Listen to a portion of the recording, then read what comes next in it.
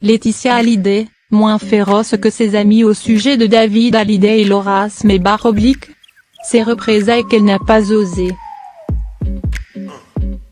Elle a commencé l'année 2019 avec un message de paix.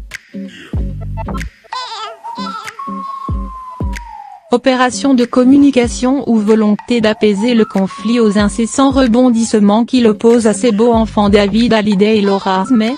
Difficile de préjuger des intentions de Laetitia Hallyday, seule bénéficiaire de la succession de Johnny, alors que la justice française doit se prononcer sur sa compétence à valider le testament californien du rocker, le 22 mars prochain.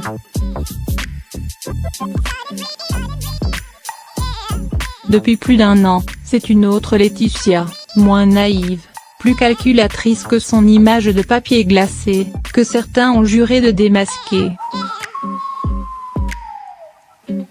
La veuve de Johnny a encaissé les coups.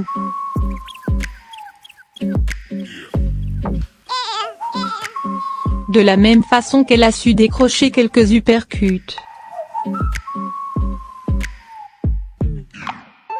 Johnny est le seul responsable de son testament, il a écarté ses aînés David et Laura car il estimait les avoir suffisamment gâtés. Le discours de la troisième épouse Hallyday n'a pas changé, depuis la mort de l'idole.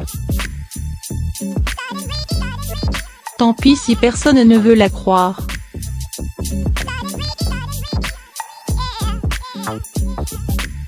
Et tant pis si on la dépeint comme une veuve noire.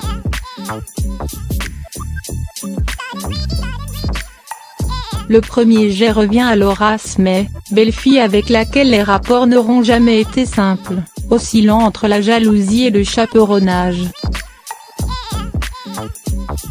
Début février 2018.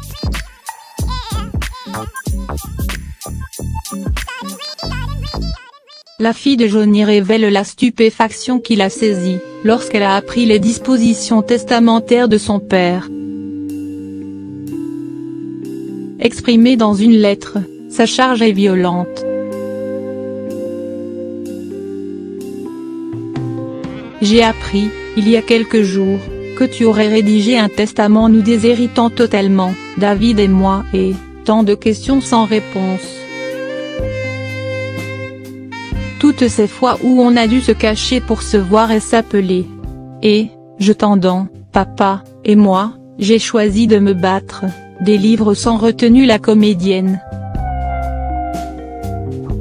Son parrain Dominique Bernard, la mère de David, Sylvie Vartan, puis sa propre mère, Nathalie Baye, se relaient bientôt pour évoquer un éventuel abus de faiblesse. La réaction de la veuve de Johnny, auteur de Laetitia, la vraie histoire, Laurence Piéot et François Vignol croient la connaître. Et celle qu'il relate n'est pas celle qu'on pourrait imaginer.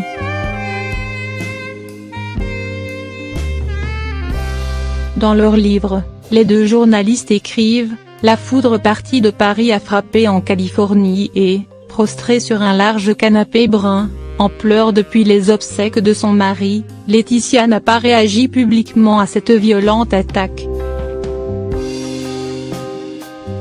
Piéot et Vignol citent une Laetitia hébétée, c'est honteux. C'est honteux / Ils ne m'ont jamais appelé. Ils ne se sont jamais adressés à moi.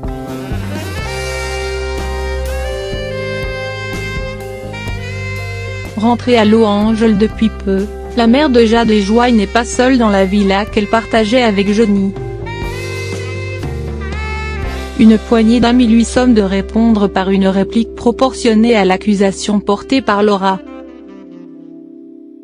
Un peu plus graduée en tout cas que le communiqué qu'elle a envoyé après la lettre de sa belle-fille, rapportent les auteurs de Laetitia, la vraie histoire. Ce n'est pas assez, aurait formulé l'entourage de la jeune veuve. Laurence Piéot et François Vignol poursuivent, Laetitia, mutique, comme absente, ne leur répond pas.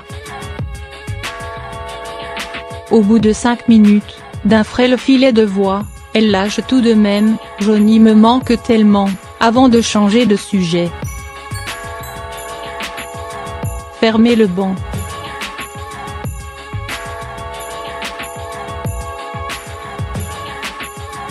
Depuis, embourbée dans le scandale, la jeune femme ne s'est pas privée du soutien d'un Pierre Rambaldi, très féroce avec David, Laura et leur mère, ou d'un Sébastien Farran, qui l'accompagnait encore au Vietnam, fin 2018. Dans une récente publication sur Instagram, Jade, la fille aînée de Johnny et Laetitia, a même dévoilé la présence de Maxime Nuxi à leur côté, à Los Angeles. Lovely Alvenaïd, comme la veuve de Johnny et ses filles écrivent sur les réseaux sociaux et